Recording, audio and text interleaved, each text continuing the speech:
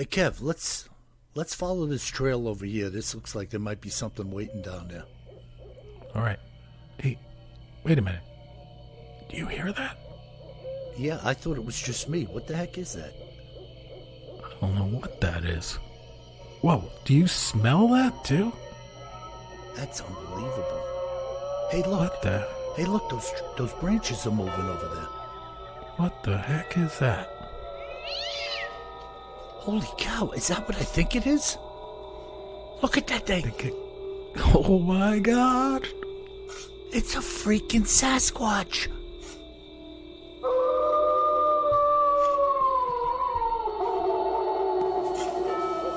Welcome to the Bigfoot Terror in the Woods Sightings and Encounters podcast. I am your host, W.J. Sheehan, author of the series of books Bigfoot Terror in the Woods Sightings and Encounters.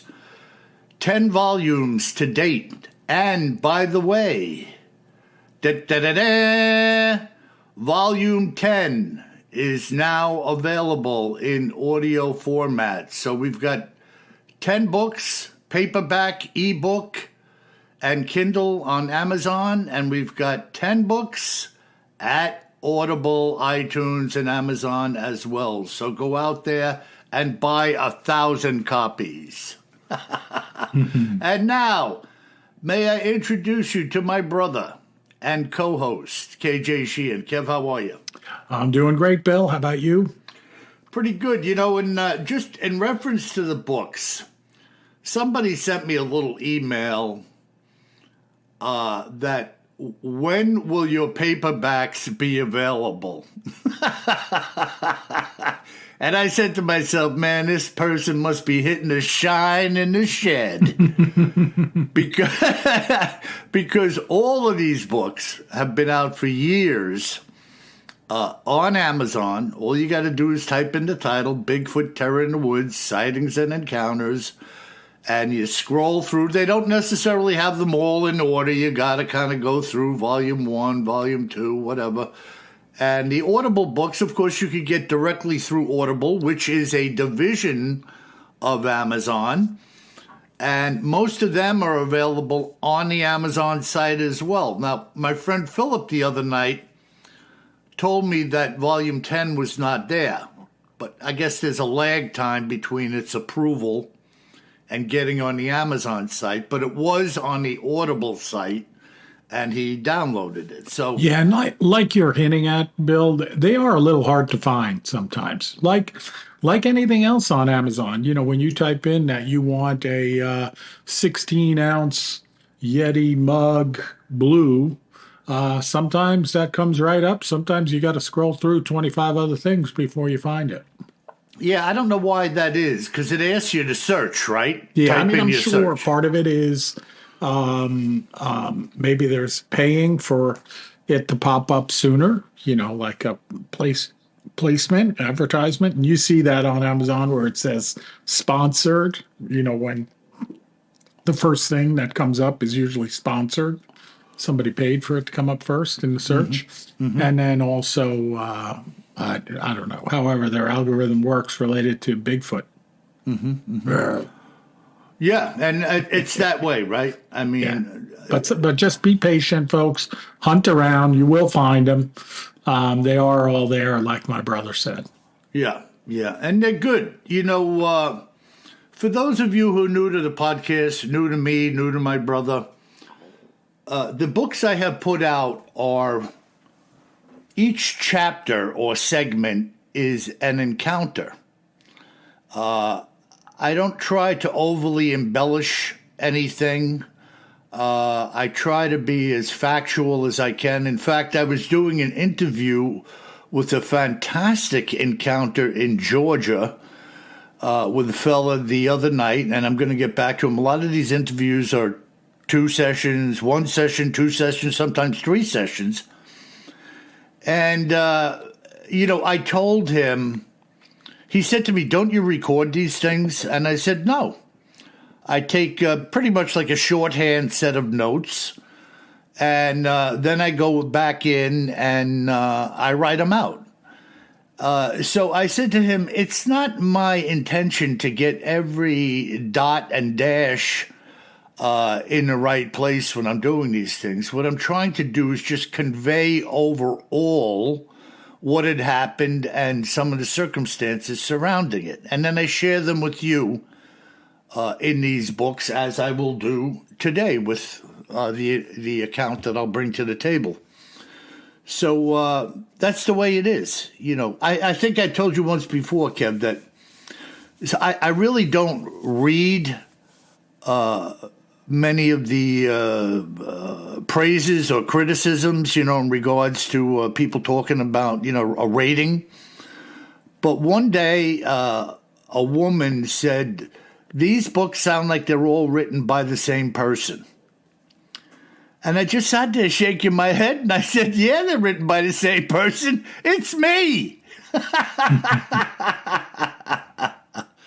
But, you know, it's easy to criticize, isn't it, Kev, when you yourself have done nothing?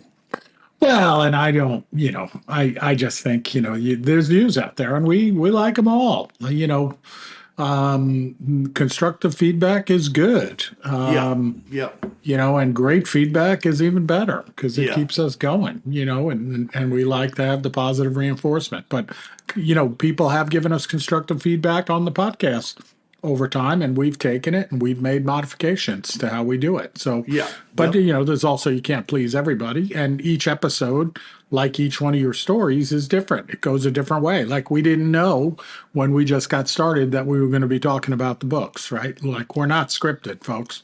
Bill, my brother, is 600 miles away from me, and we're on a Skype call, and he doesn't know what I'm going to talk about, and I don't know what he's going to talk about. So that's part of the fun and part of the challenge. So That's right. That's all right. right, Bill. Well, first off, before we get into cryptids in the news and other oddities, I am just back from a Mothman research trip. Yes, sir. How was that? It was super cool. So, folks, I went up to Point Pleasant, West Virginia, where that first big Mothman sighting was, in and around Point Pleasant, and where the Silver Bridge fell into the Ohio River, and many people were killed in that, by the way, when Yeah. that bridge fell down. And the story from up there in Point Pleasant is that Mothman appeared kind of as an omen of the bridge's collapse. So, you know, the sightings were about a week before, and then he was actually seen on the bridge shortly before the bridge collapsed. And the town is a super cool little town right up on the Ohio border, so right up on the banks of the Ohio River. And they have an awesome Mothman Museum there. Yeah. Really good. I mean, I knew there was a museum, but each one of these museums I go to, folks, they are really good. They're better. These cryptid museums are better than the typical museum not related to cryptids that I go in. Yeah, it's like the people are very diligent about the appearance and the presentation of.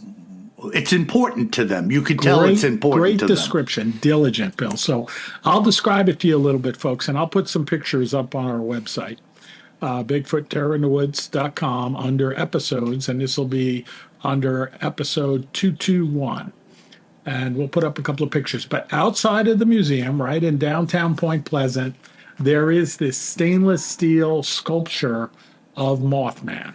You know, some artisan put it together, and it's up on a pedestal, and it's got red eyes, and it's stainless steel. It's spectacular. So really, really good.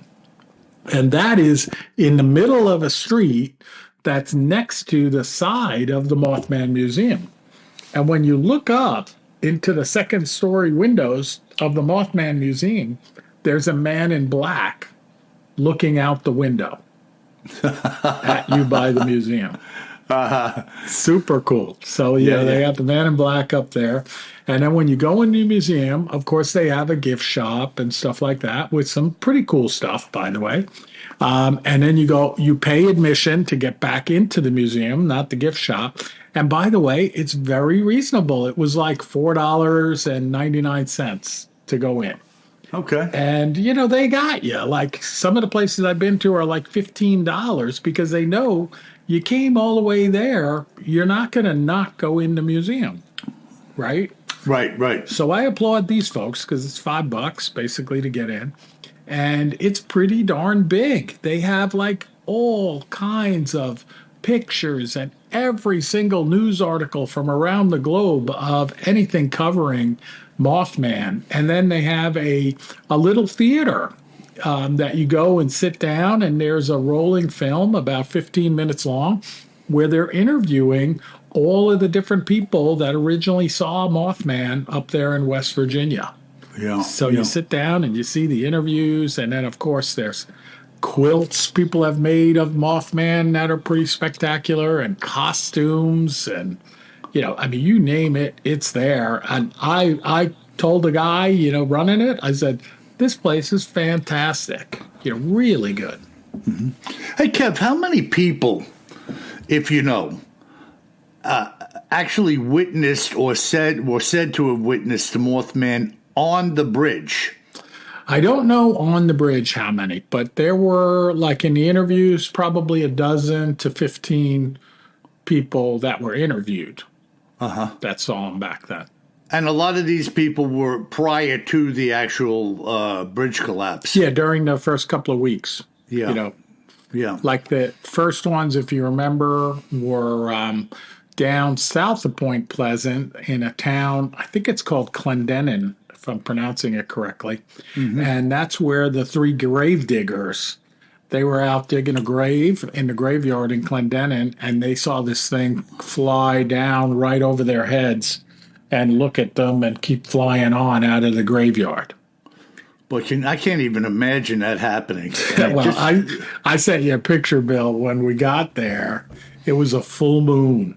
Yeah. I mean, you can't script this stuff, folks. So it's a creepy place. Mothman's creepy. Maybe a little bit of demonic stuff going on.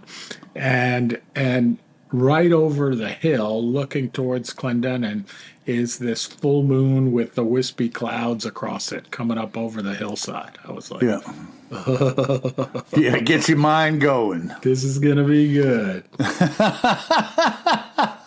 So if you get a chance, though, go up there to Point Pleasant. Beautiful museum, cool little town. They got a little Mexican restaurant that actually has a Mothman burrito on the menu, of course. And what was really interesting, Bill, was the site of the bridge collapse. So there's a little plaque there in a little, probably 20 by 20 park with a pretty tree, a memorial to all of the people that died when the bridge collapsed. And what's really interesting is, of course, the bridge isn't there anymore, but there's not a new bridge there either. That shocked me. Now, how did they conquer getting across the river? Obviously, they needed a bridge. What did they do? Well, they built another bridge, but it's about a mile away. Wow, so they just steered clear of the site and everything. It's pretty interesting. Like when you look from the park toward the riverbank, there's a little decorative wall there, and there's a painting of the bridge where the bridge used to be. And then you walk over there and you look across the river itself, and there's no bridge. There's a railroad bridge that's next to it, and that railroad bridge was there when this bridge fell. Now, if you know, did they pull all of the cars and remains out of the river? Was everybody salvaged, so to speak? I would imagine, but I don't really know. Yeah, I don't really know. What a sad affair. I mean, you can't. Terrible. Terrible, terrible thing, but very bizarre. And then, so in this Point Pleasant community, are there still active sightings of the Mothman, or did that cease with the bridge collapse? They haven't seen them since then. in any significant way. And of course, there have been a lot of Mothman sightings, which I covered on this podcast up in Chicago, which are, pretty interesting, but they don't really refer to those much in the museum and in and around Point Pleasant. So maybe it's something else. I'll tell you one funny thing, a little bit funny, a little bit creepy. You're up there and you're immersed in Mothman.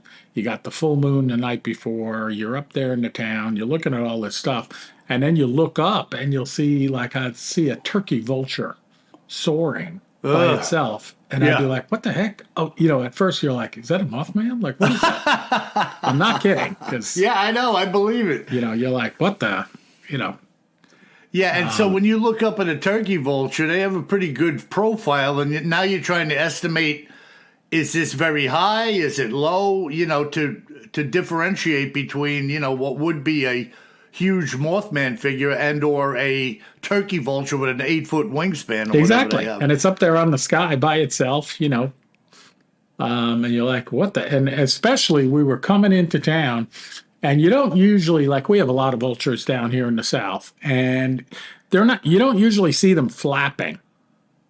Right. They're just soaring around on the thermals. And we saw one and it was flapping, like really motoring to get up to altitude or whatever. And that one, when we first saw that, we thought it was Mothman. We were like, whoa, what the heck is that? Yeah, like working the wings. Yeah, because the wings, like, are funky looking when they're flapping. Yeah, because they're so long, they're actually like moving. Yeah, and they're curving, flexing. And they flap pretty slowly. Yeah. Relatively slowly, almost like they're animated. So that was super cool though. Folks, I didn't get anything from the museum to plug it, but I would really say if you're up there in and around West Virginia, Southern Ohio, go check out the museum, go check out the little town. You won't be disappointed. It was super cool. Check out the bridge site. It's about 200 yards down from the museum. Don't miss the side of the bridge and the memorial to the folks that died in the bridge collapse. And then if you do go up there into West Virginia, so we had gone up. I hadn't been up there in years. I had never been to Point Pleasant. And then someone told us about the New River Gorge Bridge.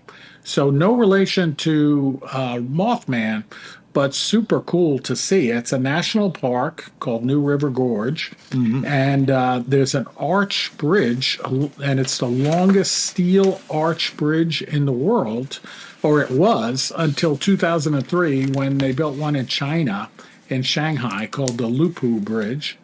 But it is, the longest single-span steel arch bridge in the United States. And very high bridge as well, almost 900 feet over the river. Wow. Yeah. Wow, that is high. Yeah. So you can stop there and see the bridge. And, of course, we were up there. All of the leaves were turning. It's quite beautiful. And you'll see pictures of this bridge. I'll put a couple up on the website as well. It is beautiful. And really a piece of art. And then I went after seeing it and researched the photos of them building it. I mean, I have an engineering background. I still don't know how they build these things. Like, you look at it and you're like, how the heck did they even start? Yeah. It's incredible. And kudos to these guys that can get up there and do the work. I can't even, it's making my stomach a little weird. Just thinking about this, going over this 900-foot bridge. Yeah, check out the pictures and stuff. And then, it's I think they call it Beautiful and Wild West Virginia, right, is their slogan, something like that. And I was also reading about it. We just missed it, but I think it's on the third weekend in October, I believe. They have Bridge Day, and they close the bridge to cars. And you can go walking around on the bridge, and people base jump off of the bridge as well. So they walk out there with their parachute on the back and jump off. Oh, man. I don't know, man. Not for me, Kev. All right. Well, I won't get you the gift certificate either, because you can also, anytime, you can pay to walk across the bridge underneath the roadway on the maintenance walkway. So, but it's 2 feet wide and it's clear on the bottom, but there is a railing you can hold on to. Great. I don't know. Me and heights don't get along.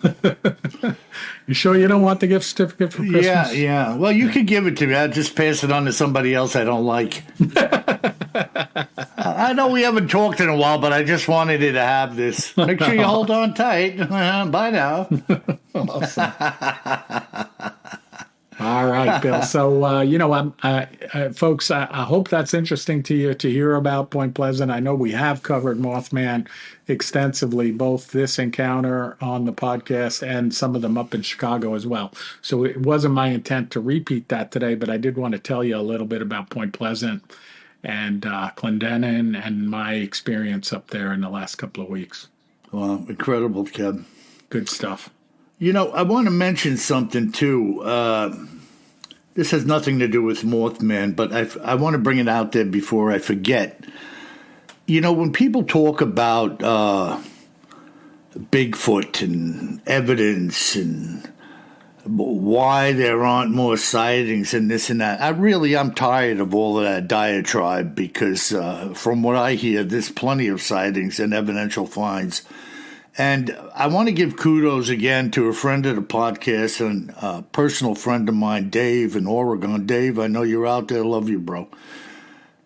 Dave has been a logger, big logging operation, as most of them are, trucks, men, chainsaws, all kinds of activity. These fellas are regularly, and when I say regularly, I'm not talking about daily, but it's not necessarily an oddity for them to run across track lines and footprints in different locations. And Dave was just sharing with me the other day about one of the latest track sightings they've had. I think there was a couple of them. And Dave, if I mess this up, forgive me. I think he called this fellow a lineman. And this guy's job is to go down the hillside and anchor the overhead cable for the carriage that then grabs the logs and brings them up to the landing, I think they call it.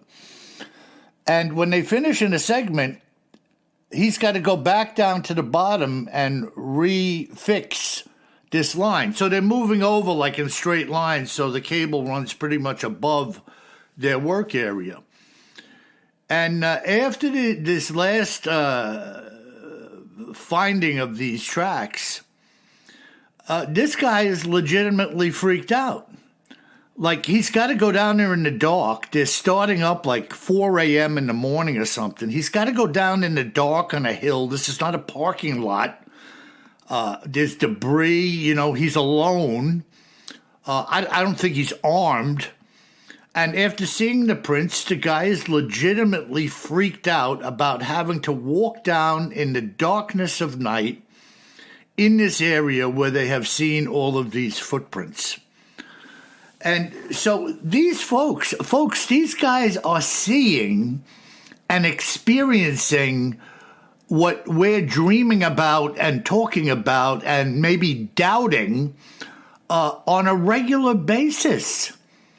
There are things going on there that are ongoing while we're sitting in our home drinking a cup of Joe and reading the paper and going down to the gym. These guys are out in the woods working, and they are running across evidence of Bigfoot. And, Kev, I just wanted to bring that out because, I think we lose track of the reality of what is going on there, and the people who are putting themselves or due to their work or lifestyle are in the position to really engage with these kind of things in a way that we maybe never will. Yeah, I mean, most of us listening to this podcast are not folks that are living for months at a time out in the wild. Yeah. Like these lumber folks do. It reminds me, Bill, of what was going on this season on Expedition Bigfoot up at that lumber camp in Alaska. Fantastic. Fantastic. right? Where they were all working there, and so much weird stuff happened that they actually left. And look at the workers didn't want to woods. be there. Remember the story of Portlock, Kev? Oh, yeah. I mean, you could plug Portlock's community into that place Yeah. and just understand what they were living in and what they were up against. It's the same situation. Yep. And that place, now look, I know there's people out there that think they're being overly dramatic, that all of this stuff is staged. They put all of these things in place to film and dramatize this. I am not in that camp, and I said it before. I think probably about half of it is some type of dramatization, not necessarily planting things or whatnot. And then I believe the other half is legitimate investigation. And I believe they really came across some really interesting stuff, again, as they are apt to do. Yep. So kudos to that whole crew at Expedition Bigfoot. Really fantastic, man. All right, Bill, what kind of encounter do you have for us today? Well, I got something really neat here. Very unusual. And this strange encounter was brought to my attention by a fellow named Aaron Glenn, a then resident of the state of Pennsylvania. This is what Aaron encountered in 1973. In 73, I was living with my new bride, Tessa, in western Pennsylvania. At that time, there was a long-standing debate going on within the state between those who do and those who don't. Allow me to explain. At that time, we had a fairly robust black bear population in the state, with the do's being those who were in favor of more black bears, such as hunters and tourists, and the don'ts being farmers and beekeepers, such as myself, along with a whole host of other agricultural-related business owners. Black bears, can be extremely destructive creatures. As you can imagine, bears have an insatiable hankering for honey. Perhaps you may recall the story of Winnie the Pooh and his liking for honey, the author apparently having a certain knowledge pertaining to the habits of bears prior to writing the book.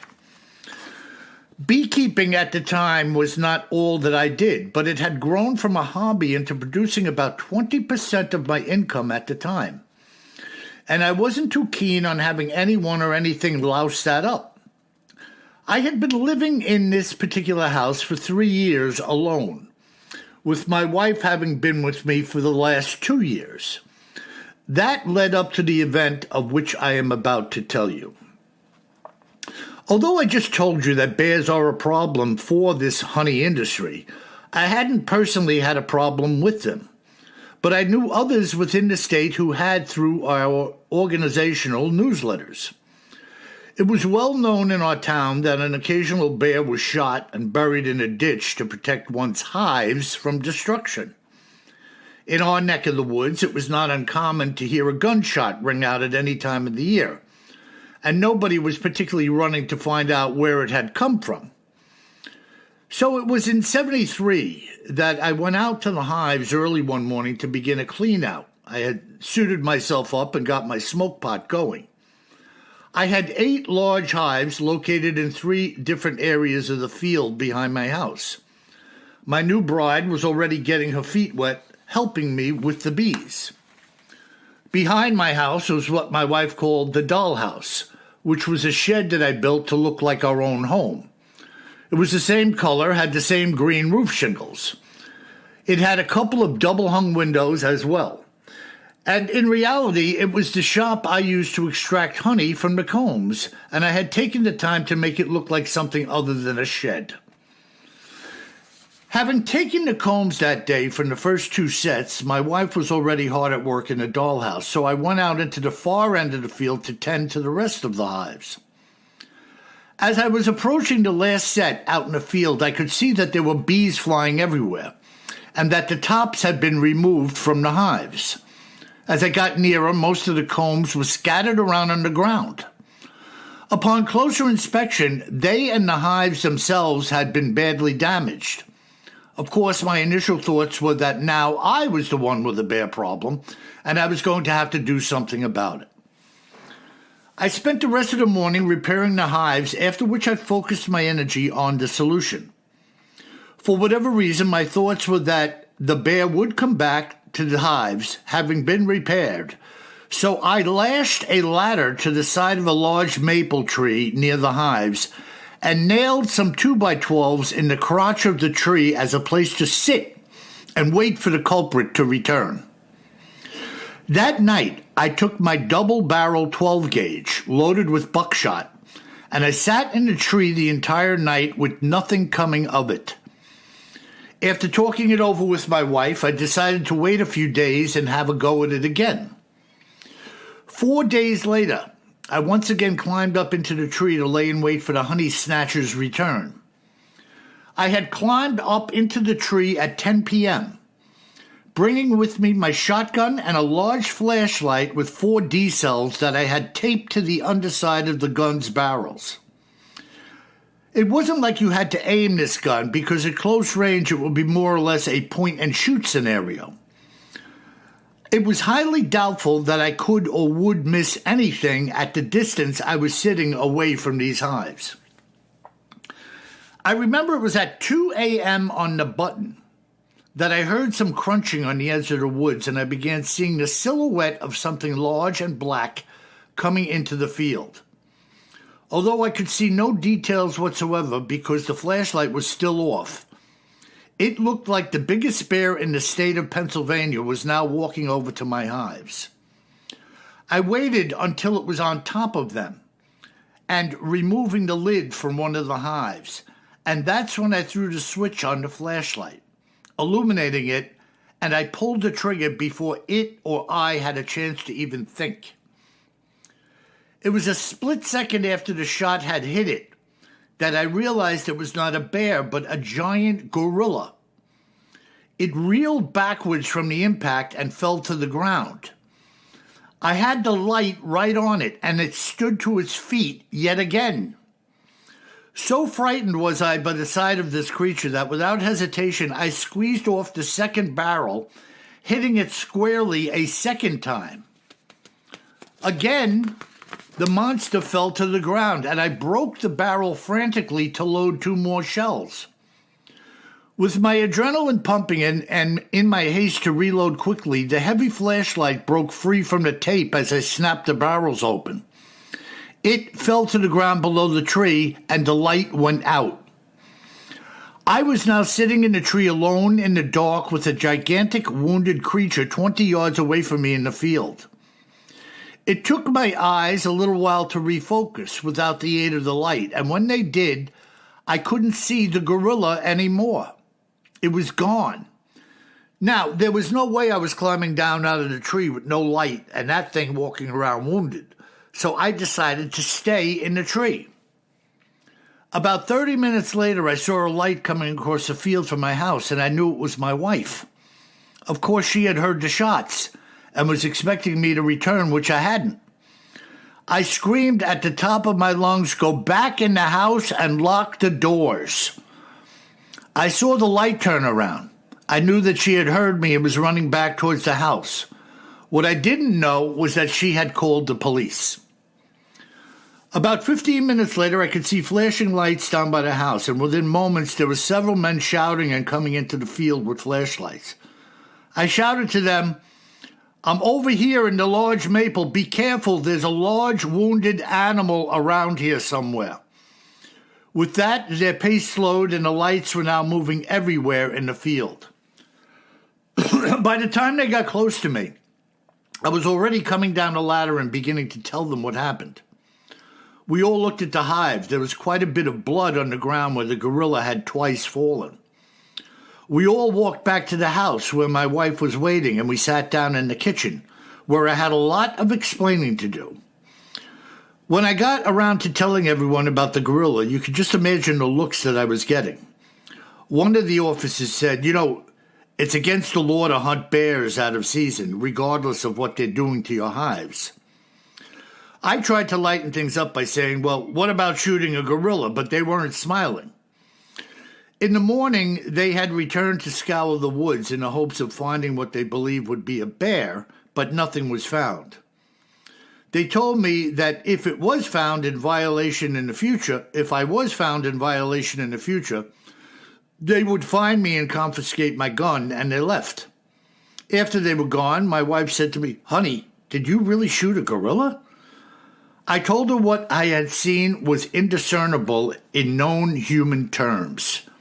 It was definitely not a man, but it was way too big to be a gorilla. And yet, at the time, the description favored that of being a gorilla rather than that of being a man. When I raised the barrels of my shotgun and flipped the switch on the flashlight, there was approximately a 3-second delay before I squeezed the trigger. This was enough time for my mind to determine human or non-human, and then I fired the shot. When the light hit it, the eyes were glowing bright yellow, and this beast opened its mouth, exposing large white teeth. The top of its head was almost level with the boards I was sitting on, the height being close to 10 feet. It had to be all of 5 or 6 feet wide at the shoulders, and its musculature was beyond description. When I hit it with the first round, and that followed by the second, it didn't make so much as a sound. There was no scream or growl or anything. It was knocked down and got up and was knocked down again, and then it disappeared as I was reloading. I now know that what I shot, I believe, was a Bigfoot. However, at the time, I had not personally heard of any of the then reported sightings and evidence that had been seen in the Pacific Northwest in regards to the Patterson-Gimlin film or the large footprints which were found on that job site. None of this was known to me at the time. After the creature was shot that night, there was no further damage done to the hives going forward. I never saw any further evidence of the Bigfoot's presence on our property. And my wife and I continued to live at that home for another 15 years after the events of that night. There you have it, Kev. Whoa. Pretty bizarre, huh? Very bizarre. But again, what doesn't shock me is a creature, any creature who has a hankering for the sweet stuff, coming by this storefront, basically, where the stuff is laid out and in the open, to grab a handful and lick their fingers, you know? Sure. I mean, geez, you know, even a dog sniffs around on the ground at packages or where another dog has been and whatnot. I mean, they're just their nature to sniff around and find stuff. And of course, we would suppose that a Bigfoot would have a keen sense of smell, although they are known for being kind of stinky. So what are you saying? They can't smell their own stank? Maybe they don't smell their own stank, but they're very good at smelling other stank.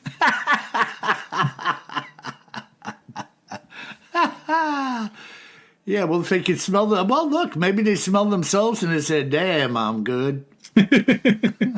Need some more of that. Man, this aftershave is powerful. Maybe.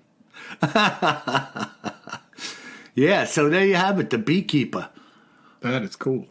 But interesting. See, again, you brought into a little world here. Who the heck is ever thinking about beekeepers and communities of beekeepers, you know, newsletters and kicking around the business end of making honey and the problems they're having, you know, or successes, you know? Yeah. But it's just interesting. You know, it's a little enclave. I'm sure they're all over the United States, and I'm just unaware of them because I'm not involved. I got a friend that does a little beekeeping. There you go. And the honey is fantastic. You know, once in a while he gives me a jar of honey from his bees, and it's like unlike honey, any other honey you ever had. Well, I don't mind him giving you money as long as he's not calling you honey. You know what I'm saying? No. Just darling. Sometimes darling. We have Here's local that honey, darling. But that We is a have great account. local Bill. honey available here on Long Island, so there are people here on the island that are doing some beekeeping too. I just don't know any of them, Yeah. But I guess all you got to do is be willing to set up a couple of hives on your yard, and then know what you're doing, of course, with the bees and handling them and extracting the honey, and you're a beekeeper.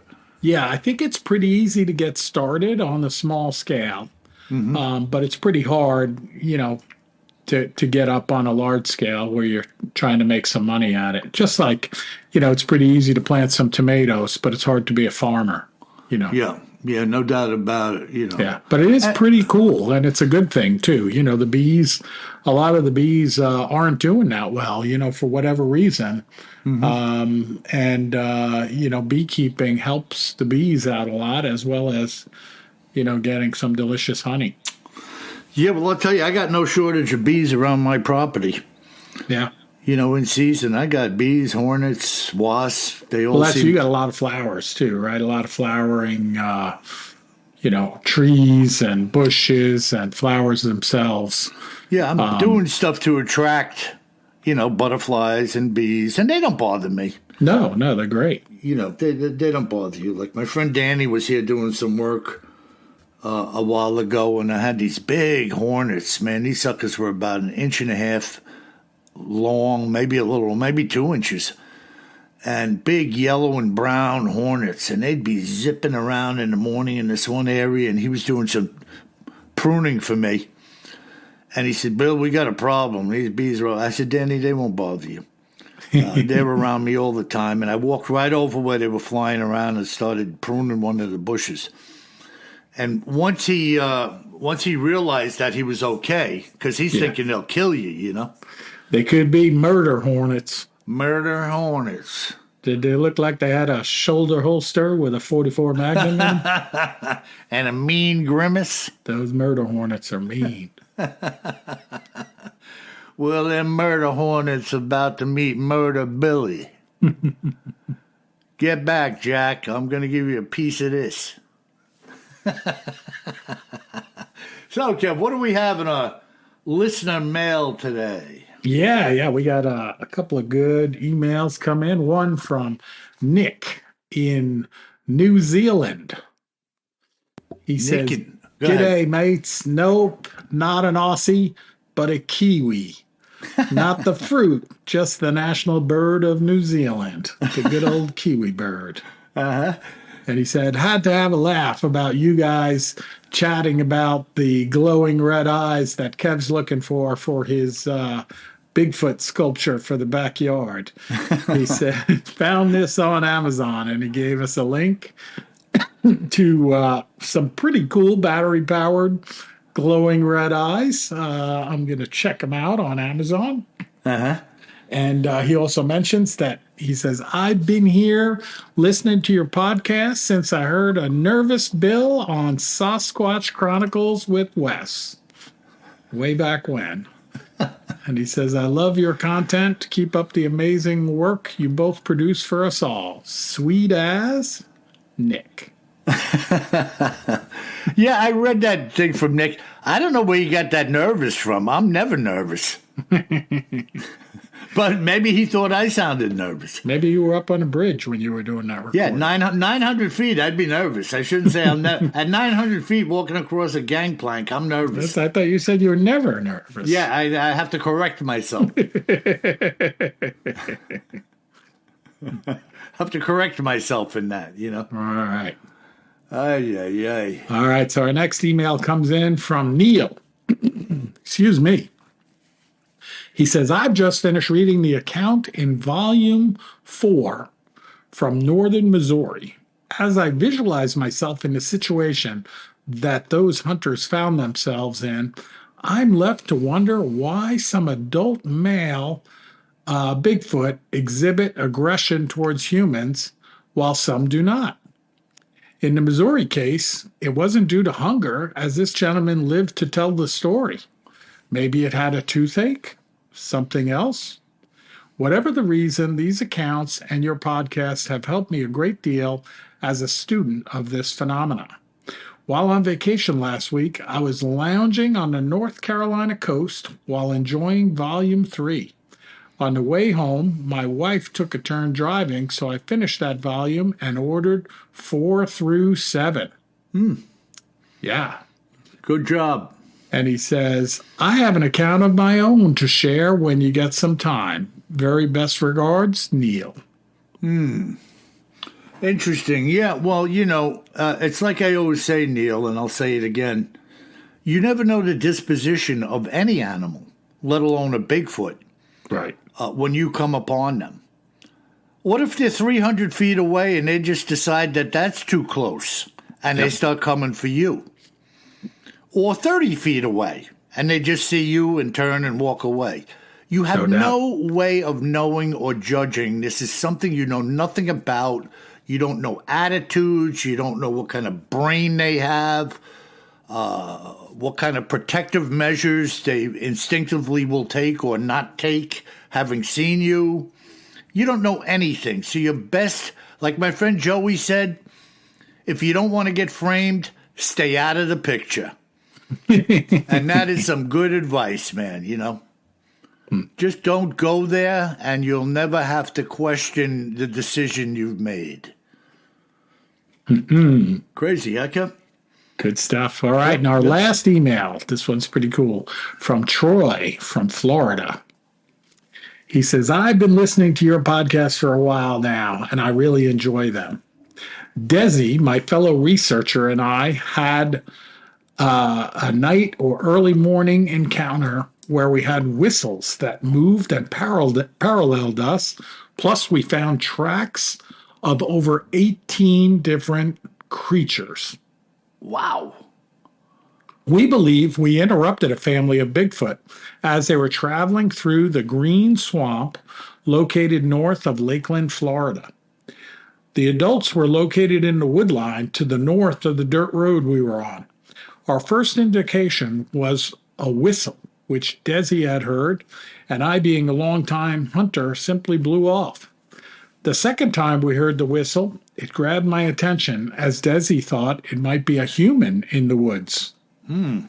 We paused on the dirt road and listened again, and another single whistle came from the wood line just to the north of us.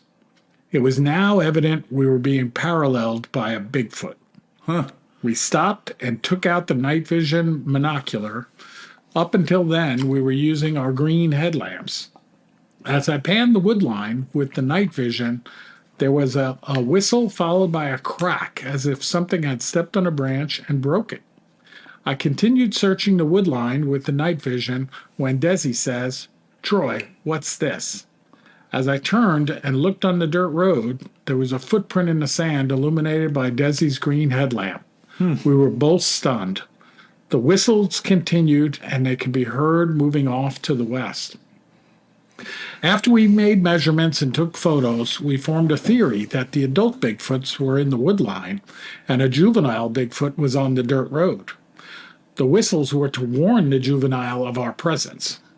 We came to this conclusion based on the whistles, the movement of the whistles, and the juvenile Bigfoot prints changed direction, originally heading east. Then they turned and headed back west on the road in the same direction the whistles were moving. The time was approximately 4 a.m. on April 29th in 2021. Wow. So that's a great account. He goes on to say, it was also very interesting to hear you had a report of a sighting in Herky-Huffman, Bull Creek, Florida. Yeah. That's the area I hunted in for over 18 years, and I still hunt today. I had some unusual experiences there as well. It is the reason I started researching Bigfoot. Yeah. Thanks again for your podcast. Interesting. Awesome, Troy. Yeah, and that Herky-Huffman, I'm not sure if that's the correct pronunciation, but whatever. It looks like Herky-Huffman, Bull Creek. Yeah, Bull Creek, I remember that. Yeah. Interesting, and that is also the place where I think that fellow went back by the creek, and he found if I'm not mistaken, I think he found a hog and a pit bull, both dead by the creek, with no evidence of having been shot or damaged in any way, which I think he said would be. I think he said that they wouldn't. Now, they got a big snake problem over there, and I don't know where it is now or how the snakes are, but I think he mentioned that if it had been like a anaconda or a boa constrictor, they would have consumed it. And if it was a gator or something, they just would have had at that thing. There was no way that two animals, a dog and a pig, were going to be left laying there untouched. Yep. I thought that was kind of odd. Strange stuff, man. Yeah, you left just shaking your head like, what the heck? No doubt about it. Yeah. Well, great podcast, Bill. Thanks, folks, for tuning in, and keep those 5-star reviews coming. Check out the website, BigfootTerrorInTheWoods.com, under episode 221. When you double-click on the episode, scroll down a bit, you will see some cool pictures that I put up from Point Pleasant. Yeah, and folks, go out there and buy some books. Like I said, Volume 10 is now out, an audio book. Go out, show some support for what we're doing here. And by the way, if you should find yourselves walking through the woods of West Virginia, checking out the gorge over the bridge, or perhaps in western Pennsylvania, doing a little deer hunting or hiking, you best remember one thing, my friends. Always carry more gun than you think you're going to need. Sleep tight.